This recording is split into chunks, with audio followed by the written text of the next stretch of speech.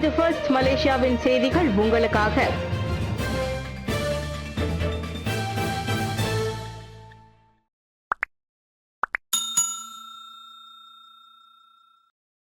பகடிவதை இணைய மோசடிகள் விவகாரங்களுக்கு தீர்வு காண்பதில் மலேசியாவுடன் டிக்டாக் தளம் ஒத்துழைக்கும் பிரதமர் அன்வார்.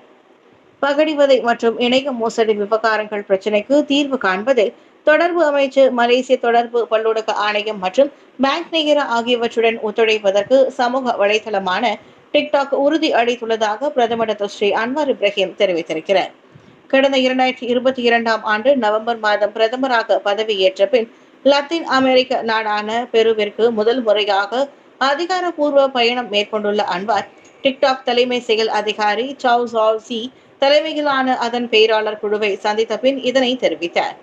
அடுத்த ஆண்டு ஜனவரி 1 முதல் சமூக ஊடக சேவைகள் மற்றும் இணைய உரிமம் வழங்குவதற்கான ஒழுங்குமுறை கட்டமைப்பை செயல்படுத்தும் விவகாரமும் டிக்டாக் குழுவினருடன் விவாதிக்கப்பட்டதாக அவர் கூறினார். மலேசியாவில் டிக்டாக் மூலம் பரவலாக நடைபெறும் பகடிவதை, இணைய மோசடி, மிரட்டல், பொய்யான குற்றச்சாட்டுகள் போன்ற விவகாரங்கள் குறித்தும் விவாதிக்கப்பட்டதாக நிதி அமைச்சருமான அன்வார் தெரிவித்தார். தெலங்கானா யுனிசா பல்கலைக்கழகத்தில் மொத்தமாக 63 மருத்துவத்துறை மாணவர்களில் 14 மாணவர்கள் இந்திய மாணவர்கள் பட்டம் பெற்றனர்.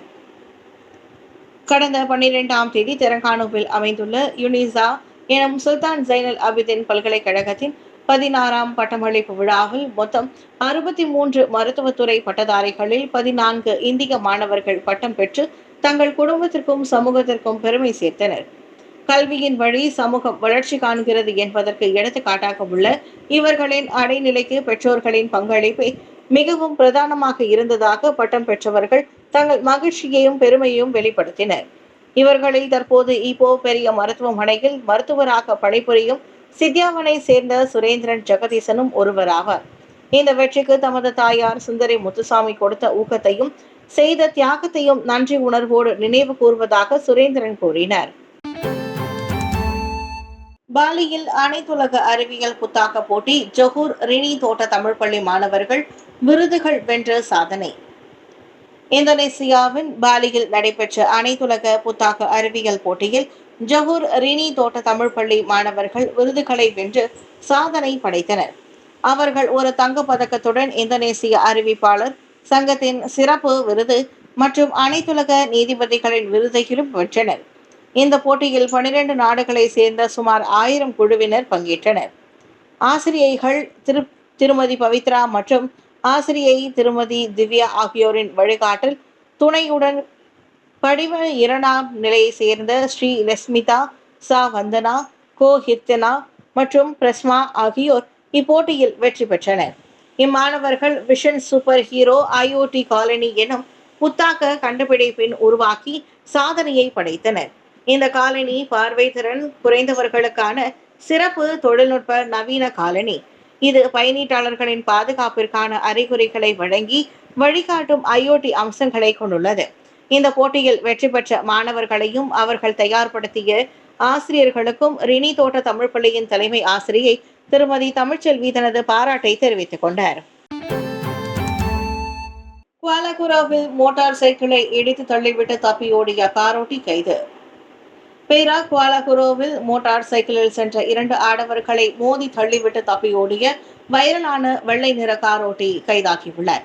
செவ்வாய்க்கிழமை நிகழ்ந்த சம்பவத்தை அடுத்து பெறப்பட்ட புகாரின் அடிப்படையில் 48 வயது அந்நபர் கைதான கெரியான் மாவட்ட போலீஸ் கூறியது. பாதிக்கப்பட்ட 2 ஆடவர்களும் சம்பவத்தின் போது வேறொரு வாகனத்துடன் விபத்தில் சிக்கிய அந்த வெள்ளை நிற டொயோட்டா கொரோலா ஆல்டிஸ் காரை பிடிப்பதற்காக துரத்தி சென்றுள்ளனர்.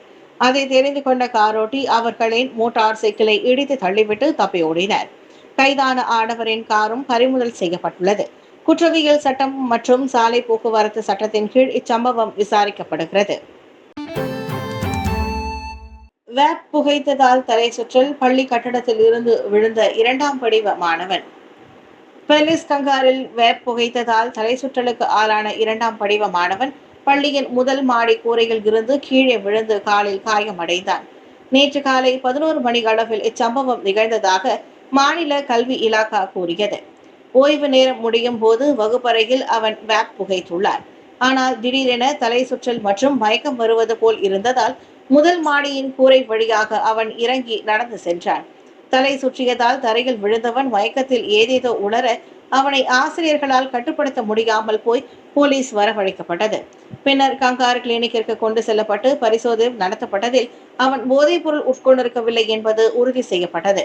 மாணவனின் உடல்நிலை சீராக இருப்பதாக தெரிவிக்கப்பட்ட நிலையில் அச்சம்பவம் குறித்து போலீஸ் விசாரித்து வருகிறது. மாணவர்கள் மத்தியில் பிரபலமாகி வரும் மஷ்ரூம் பிளேவர் வகையை சேர்ந்த வேப்பை அம்மாணவன் புகைத்ததாக கூறப்படுகிறது.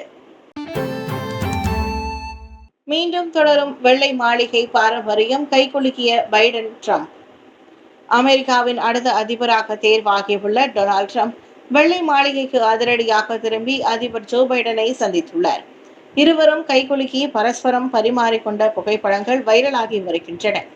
அந்த சந்திப்பின் போது பைடன் அதிகார பரிமாற்றம் சுமூகமாக நடைபெறும் என்ற உத்தரவாதத்தை ட்ரம்பிடம் வழங்கினர். புதிய அதிபராக தேர்ந்தெடுக்கப்படுபவர் மரியாதை நிமித்தமாக நடப்பு அதிபரையும் வெள்ளை மாளிகையில் சென்று காண்பது வழக்கமாகும்.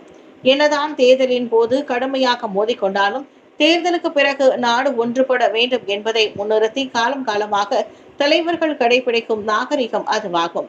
ஆனால் 2020 தேர்தலில் பைடனிடம் தோல்வி கண்டதை ட்ரம்ப் ஒப்புக்கொள்ள மறுத்ததால் அந்த பாரம்பரியம் தடைப்பட்டது.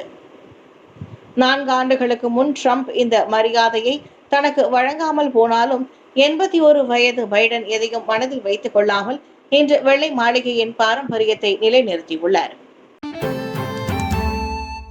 சென்னையில் மருத்துவரை சரமாரியாக கத்தியால் குத்திவிட்டு சர்வசாதாரணமாக நடந்து சென்ற இளைஞன் வைரலாகும் வீடியோ.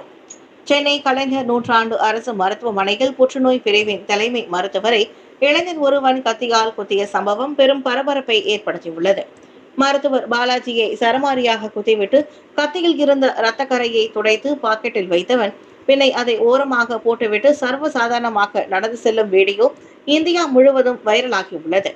மருத்துவமனையிலிருந்து வெளியேறும் முன்பாக அவனை மடக்கி பிடித்த பாதுகாவலர்களும் அங்கிருந்தவர்களும் அவனை போலீசிடம் ஒப்படைத்தனர். விக்னேஷ் எனும் அவ்விளைஞனை 15 நாட்கள் வரை தடுத்து விசாரிக்க போலீசார் அனுமதி பெற்றுள்ளனர். கைதான இளைஞனின் தாயார் புற்றுநோய்க்காக கடந்த 1 மாத காலமாக அம்மருத்துவமனையில் தங்கி சிகிச்சை பெற்று வருகிறார்.